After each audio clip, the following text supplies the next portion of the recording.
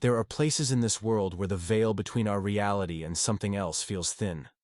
Places where the echoes of the past refuse to fade, clinging to walls, whispering in the dark. These aren't just stories told around a campfire. For some, they were terrifying realities. They are accounts of the unexplained, of forces unseen but deeply felt, of entities that interact, torment, and leave behind a chilling legacy. Prepare yourself, because we're stepping into the shadows of 5 true paranormal accounts that continue to haunt our collective consciousness. Our journey begins in a seemingly ordinary house in Amityville, New York. A house with a dark history, where a horrific crime had stained its very foundation. The Lutz family moved in, hoping for a fresh start, but found only terror waiting. From the moment they arrived, things felt wrong. Strange cold spots appeared out of nowhere. Doors slammed shut on their own. A sickening black slime oozed from the walls. The family reported swarms of flies appearing in the dead of winter.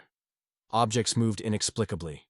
George Lutz himself seemed to undergo a disturbing personality shift, becoming withdrawn and angry. The phenomena escalated, becoming increasingly aggressive and terrifying. Whispers were heard, figures glimpsed.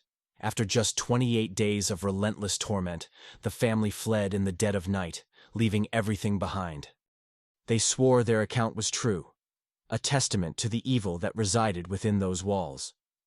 While skeptics debate the details, the chilling story of the Amityville Horror remains one of the most infamous alleged hauntings in history.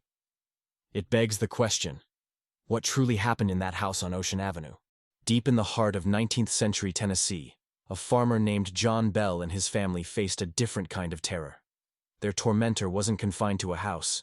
It was an invisible entity, malicious and relentless, known only as the Bell Witch. The haunting began subtly, with strange noises and animal disturbances.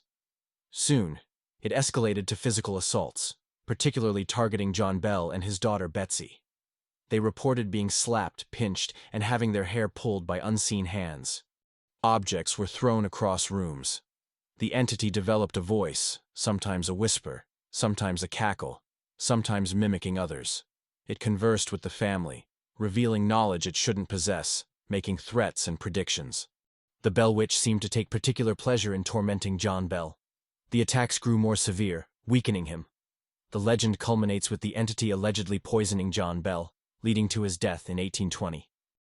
This case is unique for the level of physical interaction and vocal communication attributed to the spirit. It wasn't just a presence. It was an active, malevolent force that allegedly drove a man to his grave. The tale of the Bell Witch is a dark stain on American folklore, a chilling reminder that some entities don't just haunt places, they haunt people. Across the Atlantic, in a quiet suburb of North London in the late 1970s, another family found themselves at the mercy of unseen forces. The Hodgson family, living in a modest council house in Enfield, became the center of a poltergeist investigation that captivated and divided the world. The activity began with furniture moving on its own. Toys were thrown across rooms. Strange knocking sounds echoed through the house. The focus of the phenomena seemed to be the 2 young daughters, Janet and Margaret. Janet, in particular, became the conduit for some of the most disturbing events. She was allegedly levitated from her bed. Her voice would change, deepening into a guttural growl, claiming to be the spirit of Bill Wilkins, a man who had supposedly died in the house years before. Paranormal investigators, including Maurice Grosse and Guy Lyon Playfair, documented the events, capturing audio recordings of the alleged spirit voice and photographs of objects in motion. The case drew intense media scrutiny, bringing the terrifying events into the public eye. Skeptics argued that the girls were faking the phenomena, pointing to instances where tricks were seemingly caught on camera. However, many events remained unexplained, leaving investigators and witnesses deeply unsettled. The Enfield poltergeist remains one of the most documented and debated poltergeist cases, a chilling example of how unseen forces can invade the lives of ordinary families. In Atchison, Kansas, stands a house with a reputation for a particularly aggressive haunting. The Sallie House, named after the spirit believed to reside there, is known for its physical attacks and malevolent energy. The haunting is often attributed to the spirit of a young girl named Sally, who is said to have died in the house during a botched appendicitis surgery. However, many who have experienced the house believe there is something far darker, perhaps even demonic, lurking within. Residents and investigators have reported being scratched and bitten by unseen forces. Objects are thrown with violent intent. Electronic equipment malfunctions inexplicably. The feeling of being watched is constant and oppressive. The activity seems particularly focused on male occupants, who report being physically targeted more often than women. The attacks are not subtle, they are painful and leave physical marks. This isn't a shy, fleeting apparition. It's a presence that wants to make itself known through pain and fear. The Sallie House is considered one of the most physically violent alleged hauntings on record. It serves as a stark reminder that not all spirits are passive observers. Some are angry, aggressive, and seem intent on inflicting harm. Our final account takes us to Rainham Hall in Norfolk, England, home to one of the most famous and debated ghost photographs ever taken. The entity known as the Brown Lady is said to haunt the grand staircase of the hall. She is believed to be the ghost of Lady Dorothy Walpole, sister of Prime Minister Robert Walpole, who died in 1726. Legend says she was locked away in the house by her husband after an affair, and her spirit remains trapped, forever descending the stairs in her brown satin dress.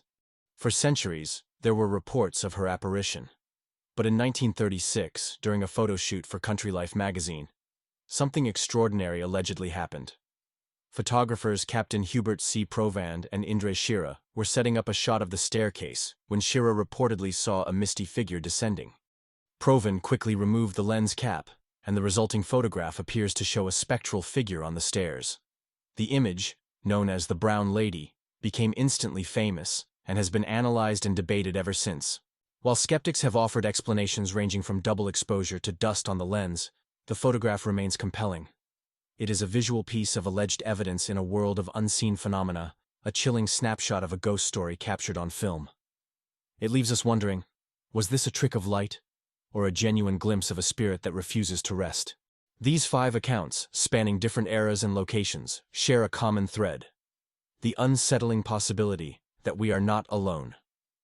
That there are forces, energies, or entities beyond our current understanding that can interact with our world. Whether you believe them to be true hauntings, psychological phenomena, or elaborate hoaxes, they tap into a primal fear. The fear of the unknown, of losing control, of sharing our space with something ancient and perhaps malevolent. They are whispers from the veil. Tales that linger long after they are told.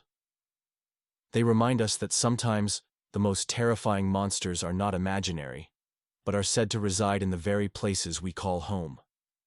And perhaps, just perhaps, they are still there, waiting in the dark.